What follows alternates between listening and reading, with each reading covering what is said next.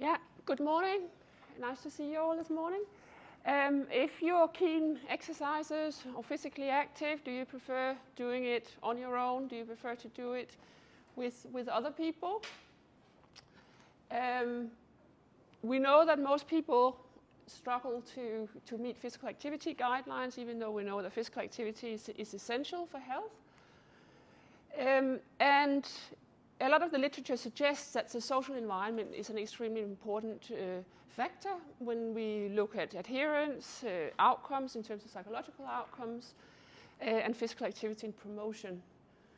And many theories also suggest that the social environment is very important. So quite a few years ago now, Burke and colleagues, some of them are authors on this paper as well, they had a very well-cited review showing that group-based approaches outperformed individual approaches in terms of promoting physical activity and related outcomes. But this is many years ago. Since 2006, we've seen this digital revolution, and that has offered opportunities to promote physical activity in very different ways. So there's been an exponential growth of internet-delivered interventions.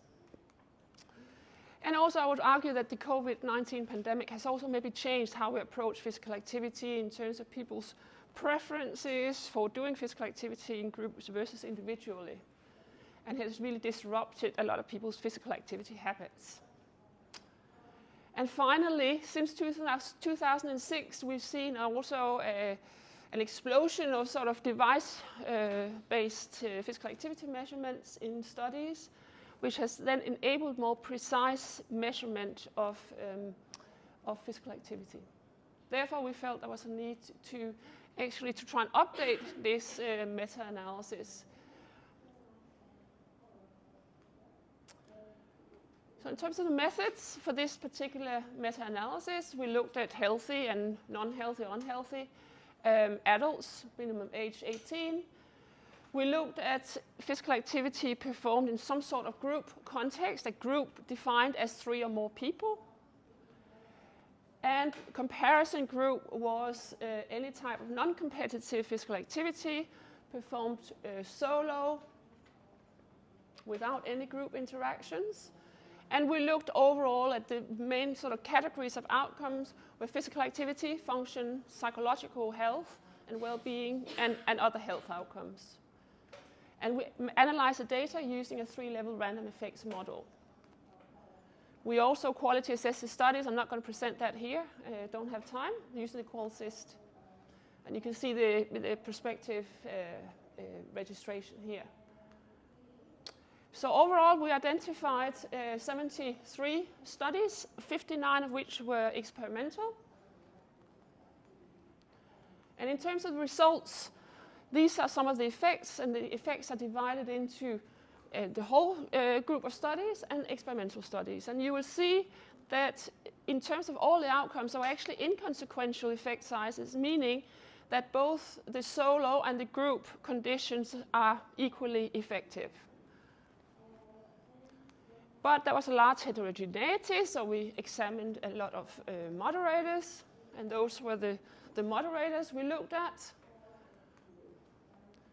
But in terms of physical activity, there was no significant change in the effect size when we looked at that. For function, there were some significant moderators.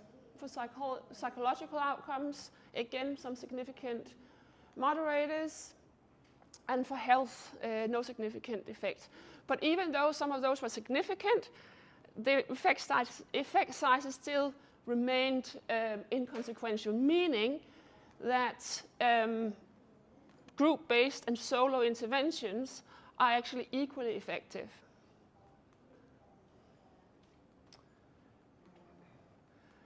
Okay, so group-based and solo interventions perform equally well on physical activity, psychological health, and well-being. And although we hate null findings, in this case, it's actually a good thing. It gives us more flexibility in terms of how we might promote physical activity. And it challenges this assumption that social support, etc., is actually essential for adherence, well-being, and health. And so these findings may have implications for accessibility and flexibility of how we actually prescribe physical activity. Because Due to a variety of reasons, personality, scheduling, time, social anxiety, etc., some people might actually prefer solo interventions. And it really can empower people in terms of knowing what people can actually choose the kind of context that suits them the best. So we may need to reframe physical activity recommendations in terms of accommodating both individual and group preferences.